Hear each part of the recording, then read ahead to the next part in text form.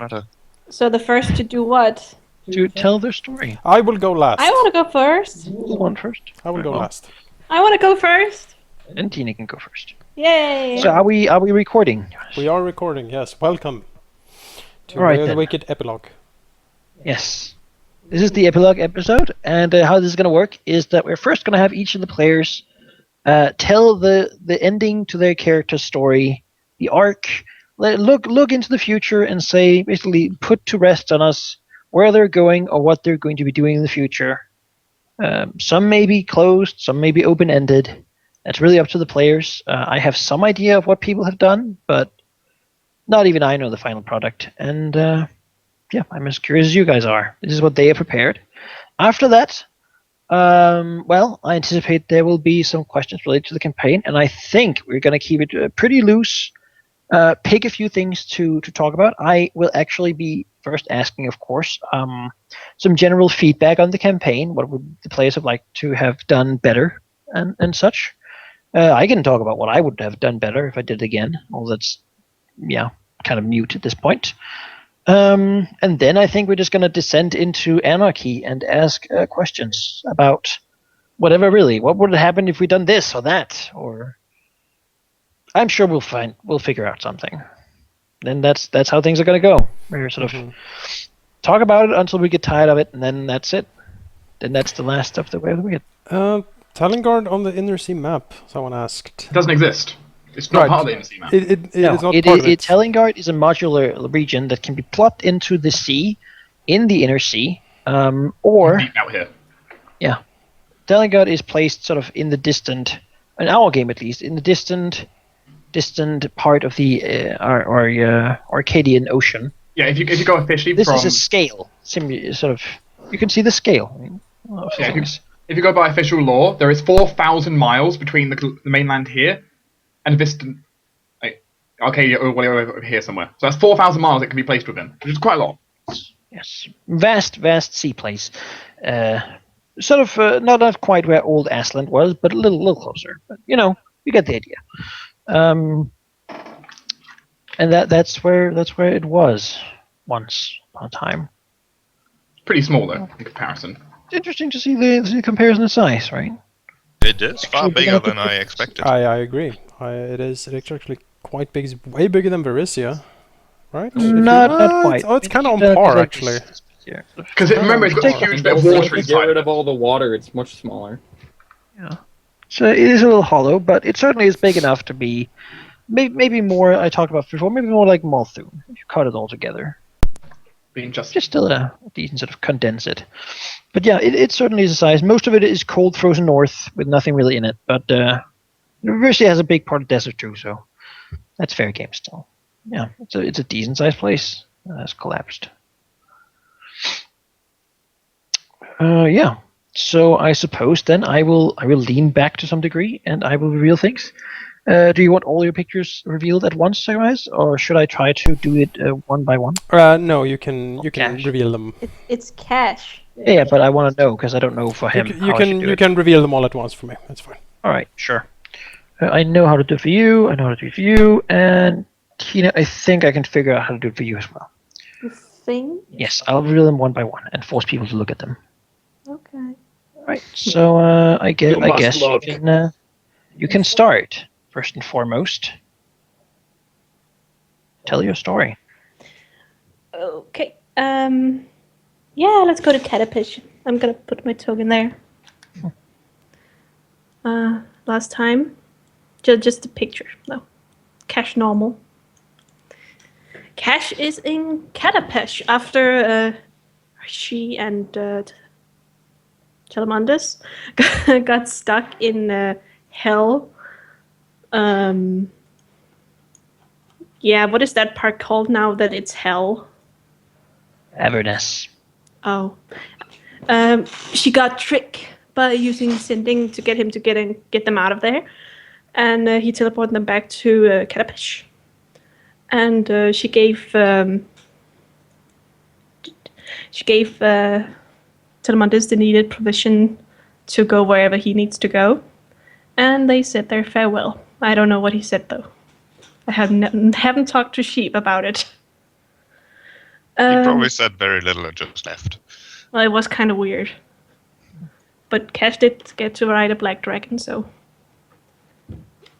Well, Kash has for some time now, I think half a year, planned to get all her people to Katapesh and start building an establishment. And that has also, she has made sure that Raiju and Cedric was not in Talengard when it was going to get collected by Napris. And she basically also told them about the establishment in Katapesh. So Callistus, her husband, Trick, Raiju, and Cedric, and all her people, and the underworld, the mafia, the thieves guild, all went to Katapesh. And why is there chat? Oh, they're talking about Kash's establishment kind of looks like this, which is what she wants people to think what it looks like if you were to enter. You will basically see, and yeah, he's cute, isn't he? You'll get into this awesome palace that is underground. It is extremely big. Everyone from the mafia, the thieves guild, and her people live down here. And Kash is basically the queen here. She controls all of it. And she has her council, which is Raiju, Callistus, Trick, and Cedric. She created the Philosopher's Stone, so her lifespan has become basically immortal, as long as she has this beautiful stone. She is making sure that Trick gets the same, extended life. And of course, there was gonna come something out of this. Kash wants to make sure that her awesome being gets to continue. I don't know if you have the token, or should I just throw them in there? Oh. She has 3 kids. She got Desida and Isabel, twins. And later they got Jack, named after Grumble Jack. Oh. Yes, you've named all her. There they are, her kids. Obviously, they got some interesting features. Devil horns. All 3 of them, thanks to Asmodeus. And some awesome powers from... Yeah. You probably wouldn't. Maybe you know. And she is basically just ruling this place, this awesome paradise of hers, with her council and her 3 kids. Her 3 kids still being quite young. All right. May I ask a question? Of course. Were Kash's children actually like half devils?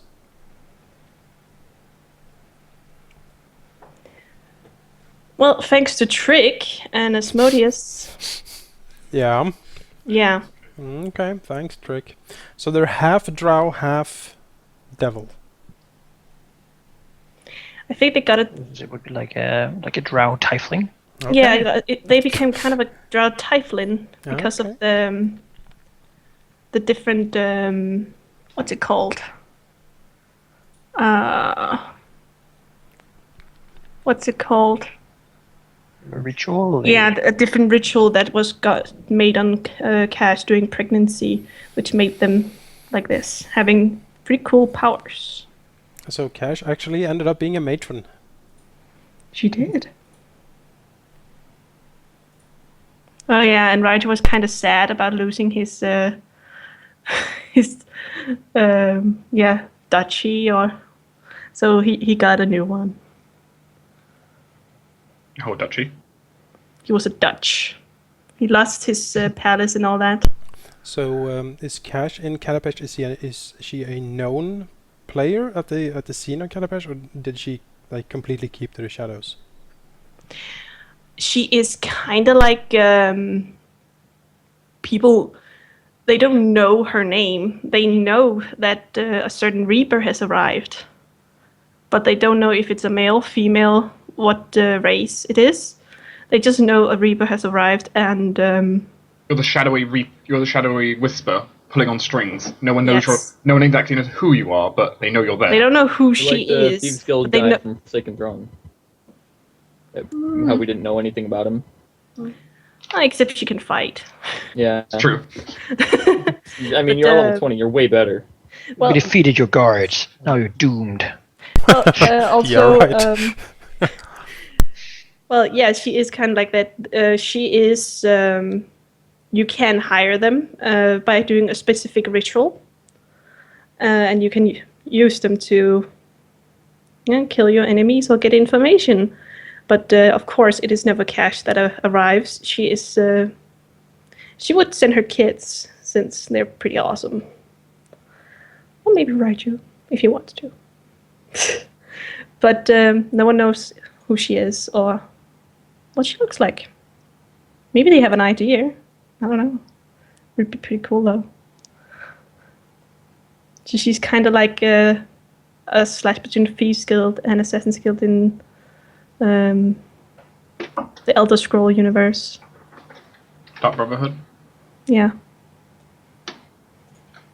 But she has she also has made herself as friendly as possible with the masters, since they have their way of doing things, and she has her way of doing things.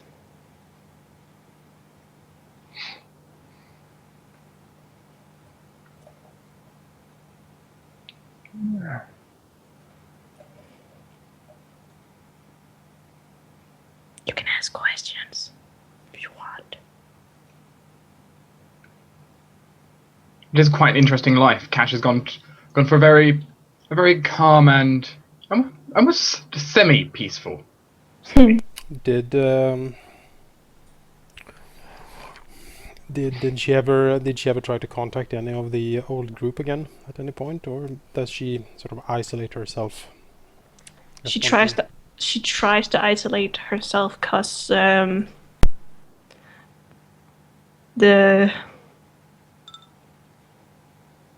you mean trouble. Yo. You definitely mean trouble. If she got contact by one of them who was like, could you help me with this? I really need a favor. Like I need this man dead. Or something like that. Would she do it? Would she make a difference for them compared to normal people? Well, first things first, she would probably herself meet up with her group, and she will definitely bring Trick with the Death Ward and probably her kids too, because they're basically her trusted. So she would be very, very careful. Why the Death Ward? Am I like I can't help but feel I'm I being kinda- somewhat. Spell immunity suffocation. I basically imagine that he's a spellbreaker, he's a cleric, and she's some kind of assassin. Sure. Taught them in different arts that would make. But sure, she would do it with the group, but she would meet up with them in person, not sending people. And she would definitely not meet with you anywhere near her headquarters. What did Kash ever at any point mount any expedition to the Underdark? She was very interested back in Talengard, but is that like a dream that died for her, or? It died when it all got flooded. And If only we had that crab still. where did that crab go? Sold it to a got gnome. melted. Probably ended up in hell too now. Yeah. He's You know, traveling it all around and comes he's coming amazed. back. Oh, I feel sorry for that gnome though. So, if that was the immediate questions, I mean, we can always ask The more chat later. is asking some questions. Oh, Oh, sure. Do anyone want to read them out loud? That's probably the easiest way to do it. How much can. power does Kash have in the city, political wise? Asks the Gherkin. I can just choose. It's your character. You just nod at me, and I was like, "Well, I have a lot of power then." That's like what I thought that Kash would get. That she would be she have all these people that are really skilled in what they do, and she has the council of of liars. That is what they're called. So she has a big influence on the entire of Catapish, except the only one she's actually kind of careful with is the masters. But beside that, she basically knows everyone's lies. So whenever someone comes to threaten her, she just, "Oh, you probably shouldn't do that. You wouldn't want everyone to know this and this and this." So she basically has everyone in her web. No one can get free. Would Kash be interested in gaining complete control over Catapish? I know there's the what are they called? The ones you called master, the like mysterious beings that nobody really knows what they are ruling in Catapish. Would Yeah. Kash be interested in dethroning them? Definitely. Perhaps a long-term goal. However, Kash does not really need to worry about time. It's just a number for her. No. It is a number now that she has a Philosopher's Stone. Yeah. When you have endless time and money, a lot of things can happen. Mm-hmm. Especially in Catapash. What did you think of naming the kids Isabel, Desida, and Jack? I It love has my, it. it has my full approval. It's I perfect. like it. Absolutely perfect. All right. So, Carlos who would have wants suggested to... naming all three of them different variations on his own name. Oh. Telemendius, Telemundans. Telemondensis. Telemon Diaz, the sassiest. Telemondias. Oh. No. Well, Kash really liked, it really hurt. It made her sad to see those go, those three. So she definitely wanted to name her kids after them. So, who wants to go next?